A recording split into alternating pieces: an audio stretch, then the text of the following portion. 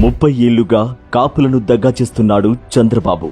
కాపులను బీసీలుగా గుర్తిస్తూ 1994లో ఇచ్చిన జీవో 30ని అడ్డుకుంది చంద్రబాబే. ఆ జీవోను అమలు చేయకుండా 2004 వరకు సీఎంగా బాబు తొక్కిపెట్టారు. 2014 ఎన్నికల్లో అధికారంలోకి వచ్చిన 6 నెలల్లో కాపులకు బీసీ రిజర్వేషన్లు కల్పిస్తామని హామీ ఇచ్చి అధికారంలోకి వచ్చాక కాపులను నిలువున మోసం చేశారు. ఒక్కసారి బీసీఎఫ్ ద్వారా కాపులకు 5% రిజర్వేషన్లు అని, మరోసారి ఈడబ్ల్యూఎస్ 10%లో కాపులకు 5% ప్రత్యేక కోటా అని నమ్మబలికి ఏదీ అమలు చేయలేదు. రాష్ట్రంలో కాపు, బలిజ, తెలగ, ఒంటరి కులాల వారు బీసీలా, ఓసీలా అనే అయోమయ స్థితిలోకి నెట్టింది చంద్రబాబే. కాపుల రిజర్వేషన్ సమస్య ఎప్పటికీ పరిష్కారం కాకుండా ఆ రిజర్వేషన్ అనే పదాన్ని అడ్డుపెట్టుకుని కాపుల ఓట్లు దండుకోవాలనేది చంద్రబాబు ప్లాన్. కాపులకు, బీసీలకు మధ్య పెద్ద అగాధం సృష్టించి తన రాజకీయ పబ్బం గడుపుకుంటున్నాడు చంద్రబాబు. ముద్రగడ పద్మనాభం కాపు ఉద్యమ నేత.